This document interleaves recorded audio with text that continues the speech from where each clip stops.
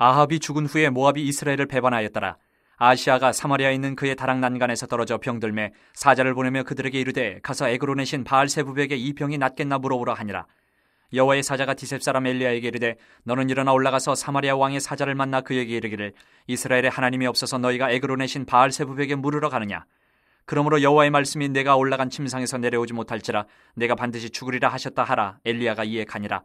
사자들이 왕에게 돌아오니 왕이 그들에게 이르되 너희는 어찌하여 돌아왔느냐 하니 그들이 말하되 한 사람이 올라와서 우리를 만나 이르되 너희는 너희를 보낸 왕에게로 돌아가서 그에게 고하기를 여호와의 말씀이 이스라엘에 하나님이 없어서 내가 에그론에 신 바알세부백에 물으려고 보내느냐.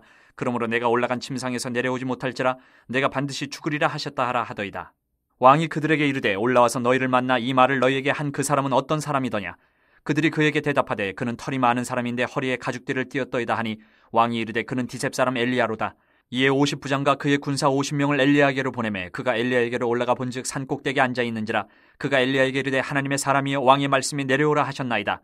엘리야가 50부장에게 대답하여 이르되 내가 만일 하나님의 사람이면 불이 하늘에서 내려와 너와 너의 50명을 살릴지로다 하매 불이 곧 하늘에서 내려와 그와 그의 군사 50명을 살랐더라. 왕이 다시 다른 50부장과 그의 군사 50명을 엘리야에게로 보내니 그가 엘리야에게 말하여 이르되 하나님의 사람이여 왕의 말씀이 속히 내려오라 하셨나이다 하니 엘리야가 그들에게 대답하여 이르되 내가 만일 하나님의 사람이면 불이 하늘에서 내려와 너와 너의 50명을 살릴지로다 하매 하나님의 불이 곧 하늘에서 내려와 그와 그의 군사 50명을 살랐더라. 사람들은 자신의 삶에 어떤 운명이라는 게 있다는 것을 대략적으로 느끼죠. 왜 그걸 느낀다고 제가 이렇게 앞에 전제로 얘기를 하냐면 동서고금을 막론하고 자기 운명을 바꿔보려는 시도들이 어디나 다 있었기 때문에 그렇습니다. 운명이 있다고 받아들이고 또 운명을 또 바꿀 수 있다고 생각을 해요.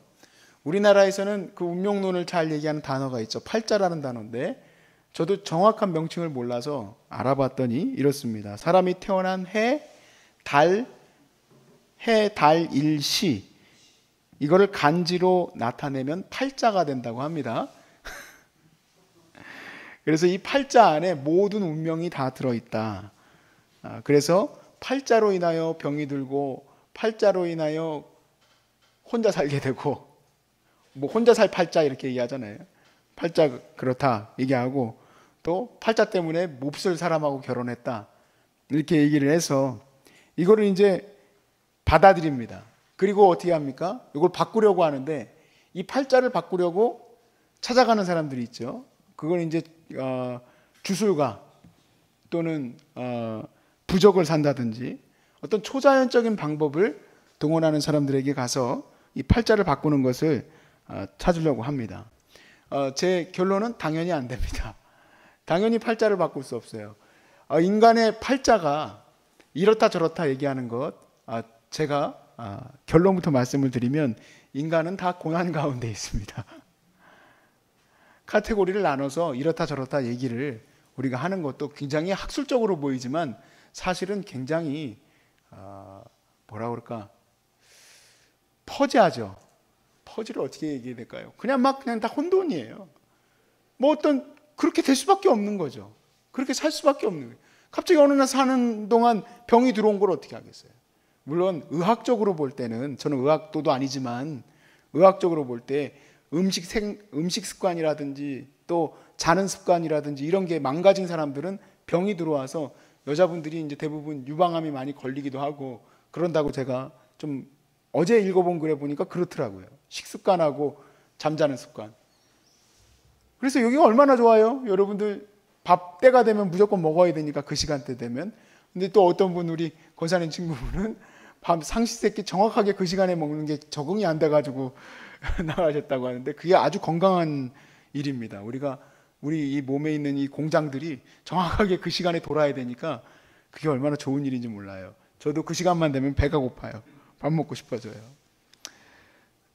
한마디로 말해서 우리의 운명, 이 운명을 어떻게 바꾸고 살 것인가 저는 여기에 대해서 오늘 이 말씀을 통해서 나누려고 합니다. 오늘 1장을 이렇게 시작합니다. 아합이 죽었습니다. 그리고 나서 모압이 이스라엘을 배반했다 하고 1장 1절 열왕기 하 1장 1절은 그렇게 스토리를 시작을 합니다. 자, 이 스토리를 이해하려면 먼저 사무엘상 8장에서 나타났던 일을 깨달아야 돼요. 그게 뭐냐면 다윗이 모압을 쳤습니다. 모압을 쳐서 이겼어요. 그래서 모압에서 줄자로 쟀습니다. 그래서 2줄자가 나오면 죽여버렸고 줄이 한 자만 나오면 살려줬어요. 소위 말해서 왜소하고 힘이 없는 사람들만 살려줘서 그 사람들을 종으로 삼았습니다. 야, 이거 다윗도 굉장히 이 말씀을 생각해 보면 무서운 사람이네요. 캄보디아에서 캄보디아의 무서운 그 킬링필드 아시죠? 저도 캄보디아를 한 3번 갔다 왔던 것 같은데 킬링필드도 3번 갔습니다. 근데 이 캄보디아의 그 킬링필드를 만들었던 그 소위 말해서 그 정부가 크메르 그 정부가 안경 낀 사람들 죽이고, 야, 여기 돌아가신 분들 많네. 그리고 여기 저도 이제 요즘 펜 많이 안 씁니다만은 굳은 살 베긴 사람들 죽이고, 소위 말해서 이제 지식층 다 죽이고 농촌에 사는 사람들만 다 살리고 그랬다는 거예요. 저도 거기 가서 이제 그 사람들이 쓴 무슨 그 기록들 있잖아요. 일기. 그런 것들을 제가 사다가 거기서 뭐 영어로 된 거지만 그냥 읽었어요. 그러다 보니까 거기에 보면 간증이라기보다는 뭐라 그럴까 증거죠. 그런 것들이 기록되어 있는 걸 보고 야, 무섭다는 생각을 했는데 오늘 8장 2절 사무엘상 8장 2절에 보니까 다윗이 그렇게 모압 사람들을 죽였습니다. 그리고 나서 이제 오랜 시간이 흘렀는데 이스라엘의 이 아합 시대는 굉장히 이스라엘로 보면은 부강했던 시대입니다. 아합 시대에 아주 부강했어요. 아주 타락했지만 또 경제적으로 부강했던 때입니다. 근데 그 아합 왕이 죽고 나서 모압에 한 왕이 드디어 성공을 했습니다. 속국이었던 걸 끊어버려요. 조공을 더 이상 바치지 않기로 한 겁니다. 그러면은 이 아합 왕 다음에 들어섰던 이제 2절에 나옵니다만은 아하시아라는 이 왕은 어떻게 된 겁니까? 인컴이 소위 말해서 수입이 상당히 끊어져 버린 거죠. 조공이 바쳐져 오던 것은 사실 나라적으로 보면은 예산의 큰 부분을 차지했을 텐데 그 부분이 깎여 버렸어요. 인컴이 깎여 버렸으니 얼마나 속이 상하겠어요. 그런데 그것도 속상한데 2절에 보니까 또 어떤 일이 벌어졌습니까? 사마리아에 있는 그의 다락 난간에서 떨어졌어요. 그래서 병들어서 누워 있다가 그가 이제 생각한 게 뭐냐면 사자를 보내어 가서 에그론의 신 바알세붑에게 이 병이 낫겠나 물어보라 그랬습니다. 자, 자꾸 안 좋은 일이 벌어지죠. 그러다 보니 자기의 뭔가 이게 운명이 좀 막아신 것 같다 생각이 들었나 봅니다. 그래서 에그론의 신에게 바알세붑에게 이제 사자를 보내서 자기가 나을 수 있을지 점을 한번 보라고 한 거죠. 그렇게 보냈습니다. 자, 그랬을 때 이 아하시아 왕이 진짜 자기의 그런 어떤 운명을 바꿀 수 있을까? 사실 그 다음에 이제 구절들을 보면 엄청난 일이 벌어집니다. 엘리야가 올라와서 이 아하시아 왕을 저주하게 됩니다. 제가 정말 놀랐던 일이 하나 있었었는데 우리나라에서 알아주는 교회입니다. 알아주는 교회에서 권사님 되기가 참 쉽지 않아요. 권사님, 제가 예전에는 다 웬만하면 나이가 드신 분들이 다 권사님들이시길래 저는 권사님 나이 들면 다 주는 줄 알았어요. 근데 그게 아니더라고요. 명예 권사님이나 이런 거는 그냥 오랜 시간 계셨으니까 주지만 웬만큼 체계가 잡힌 교회에서는 권사님도 웬만해서는 잘 안 주시더라고. 집사님들도 그렇고 안수 집사님, 장로님 더 어려워요. 그렇게 직분 얻기가 참 쉽지는 않은데 아니 근데 권사님이신데 이분이 주로 뭘 하시냐면 무슨 일만 생기면 전 보러 가시는 거예요. 뭐 아들이 어딜 가야 된다 그러면 전 보러 가시고 뭐 딸이 뭘 해야 된다 그러면 전 보러 가시고 그런 거예요. 여러분 이 권사님은 구원 받을까요 못 받을까요? 고개를 절레절레 흔들지만 사실은 우리가 알 수는 없습니다. 그분이 예수를 잘 믿고 나중에 회개하고 돌아오게 될지 안 될지는 모르는 일이니까 나중 일이니까. 그런데 한 가지는 저희가 조금 알아셔야 될 게 있어요. 내가 예수 믿고 이런 죄의 문제들을 특별히 이 점 보는 문제는 하나님이 제일 싫어하는 거죠.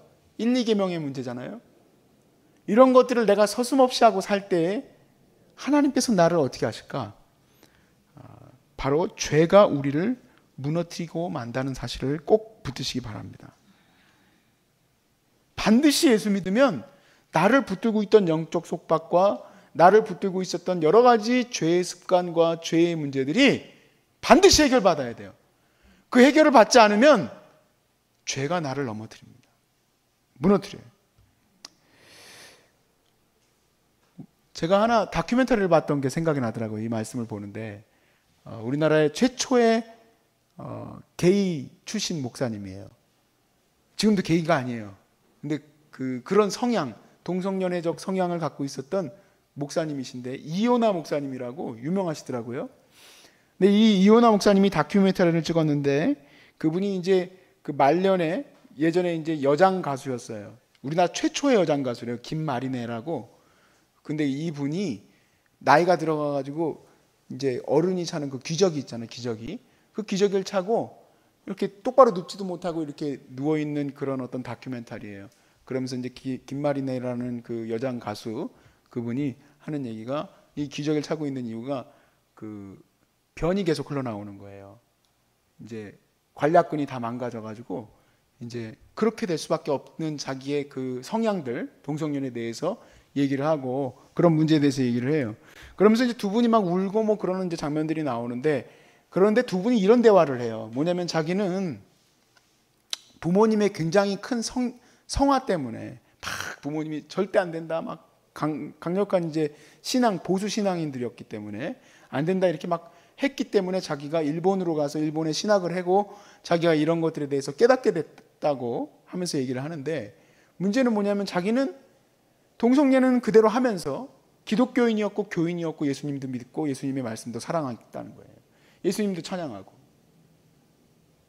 그런데 그에 반해서 이 김마리네라는 이분은 그런 자기가 변화될 수 있었던 회복될 수 있었던 것을 경험하지 못했기 때문에 일평생 이렇게 자기 마음은 공고하고 또 그리고 결국에 말년에는 자기가 그게 마치 남자와의 그런 사랑이 자기를 사랑해주는 진짜 사랑인 줄 알았더니 그거는 한낱 뜬구름과 같은 일이었구나. 그리고 자기 몸은 이렇게 망가져서 죽어가고 있구나. 그런 얘기들을 해요. 그리고 이런 얘기를 해요. 뭐냐면 회개하지 않으면 결국에는 그 속박 속에서 살 수밖에 없다. 말년에 다행히 그분은 예수님을 이 요나 목사님 때문에 잘 믿고 천국으로 갈 수 있게 됐지만 일평생의 그 삶이 얼마나 마음 아프고 괴로운 일입니까? 해결받지 못하는 죄 가운데 살아간 거예요. 그리고 마치 그거를 그런 어떤 성향이라든지 동성연애적 성향이라든지 또 자기의 그런 어떤 습관이라든지 나는 원래 그런 사람이야. 나는 원래 술을 잘 먹는 사람이야. 나는 원래 이런 사람이야 라고 운명론적으로 그걸 받아들이는 사람들. 잘못됐다는 얘기예요. 잘못됐다. 3절에서 4절 말씀에 보면 왕이 이런 소식을 듣습니다. 여호와의 사자가 디시 사람 엘리야에게 이르되 너는 일어나 올라가서 사마리아 왕의 사자를 만나 그에게 이르기를 이스라엘에 하나님이 없어서 너희가 에그론에 신 바알세불에게 물으러 갔느냐? 그러므로 여호와의 말씀이 내가 올라가 침상에서 내려오지 못할지라 네가 반드시 죽으리라 하였다 하라. 엘리야가 이에 가니라. 자, 엘리야에게 들은 충격적인 이 또 다른 운명, 이걸 바꿔보려고 이 아하시아 왕이 군대를 보냅니다. 50부장과 50명의 군인들을 보냅니다. 한 명을 잡으려고. 50명 정도면 대략 2개 소대 정도 되지 않겠습니까? 보냈어요. 그런데 결코 그 심판을 바꿀 수가 없었습니다. 특별히 하나님이 내린 심판은 그 누구도 바꿀 수 없죠. 여러분, 오늘 우리가 이 주어진 말씀에서 깨달아야 될 게 있습니다. 그것은 뭐냐면 하나님 말씀이 저와 여러분의 운명을 바꾼다는 사실입니다. 운명을 바꾸기 위해서 부적을 쓰고 운명을 바꾸기 위해서 어떤 그 우상들에게 가가지고 절을 하고 뭘 해가지고 운명이 바뀌는 게 아니고요. 주님 말씀대로 내가 사람을 사랑하고 살고 내 이웃을 사랑하고 도둑질하지 않고 간음하지 않고 시기하지 않고 내 삶을 만족하고 감사하고 선을 베풀고 그리고 하나님의 말씀대로 우상 숭배하지 아니하고 안식일을 거룩하게 지키고 그렇게 사는 삶을 통해서 내 삶이 변화가 되는 거고 우리의 환경이 변화되어지는 거고 우리의 인류의 삶이 변화되어지는 거지. 운명을 바꾸기 위해서 부적을 쓰고 주술을 하고 닭발을 붙여놓고 그 뭐죠? 오래 살자고 뭐 명주실 갖다 걸어놓고 명태 붙여놓고 갖다 먹기라도 하지. 그걸 왜 걸어놓으세요? 온 천지사방에 제가 살던 그 아파트 그 아저씨 온 천지사방에 붙여놨어요. 부적을. 제가 그 집 취소하고 나올 때 그랬어요. 그분이 이제 파킨슨병이 와가지고 불불불불불불 떨면서 와요. 부동산에 왔어요. 제가 그래서 그랬어요. 매번 뭐 만날 때마다 그 얘기했지만, 자 아저씨 들어보니까 시간만 되면 운동하시고 운동도 얼마나 열심히 하는지 몰라요. 시간만 나면 운동하시고 밥도 딱 그 때가 돼야지 먹고 들어보니까 4시면 저녁을 먹는데 그리고 다시는 저녁 때 안 먹는데 몸에 안 좋으니까. 잘 하셨는데요. 근데 지금 어떻게 하고 사십니까? 이렇게 하고 사시잖아요. 심장 수술을 몇 번을 하고 뭘 어떻게 하고 부적을 잔뜩 갖다 붙여놓으셨는데 그때 그 부적 붙여놨던 그 손자 대학 잘 갔어요? 뭐 자식이 어떻게 됐고 둘째 아드님이 돌아가셨고 술 먹고 내 인생에 내 가지들 또 내 가족들 어떻게 해야 우리가 복받는 인생으로 세워질 것인가? 무조건 그냥 기독교는 미신적이고 대단히 뭔가 그런 것일까? 천만에요. 하나님 말씀에 여러분이 들어올 때에 여러분의 운명은 복된 운명으로 바뀔 것을 믿으시기 바랍니다. 내 삶에서 지금 잘못되어진 것들, 특별히 1, 2계명의 문제, 우리 가족을 살리는 문제예요. 반드시 우상 숭배가 내 삶에서 없어져야 돼요. 반드시. 이거 목숨 걸고. 그리고 이후에 많은 문제들, 선의 문제들. 그렇게 될 때에 내 삶에서 잘못되어진 영적 속박, 또 생활의 습관적인 속박, 또 인간 속에서의 속박들이 끊어져 나갈 때 여러분의 삶은 하나님께서 이미 붙들고 계시기 때문에 더욱더 복된 삶을 누리게 될 줄로 믿습니다. 앞으로 절대로 누구도 전 보러 가지 마시고 절대로 부적도 사지 마시기 바랍니다. 제가 앞에 섬기던 교회도 아주 전통교회고 오랜 정말 신앙의 교회인데 그 교회에서 담임 목사님이 소식을 듣고 하루 날 잡아서 설교를 이렇게 하셨어요. 제가 그 제목을 잊을 수가 없어요. 전 보러 가지 마라. 설교가. 대배 시간에 그렇게 설교하셨어요. 오늘 그러잖아요. 엘리야가 물으러 갈 신이 없어서 그래 에그론에 바알세부백에게 전 보러 가? 너 죽을 때까지 침상에서 못 내려와. 그렇게 된 거예요. 하나님은 살아계십니다.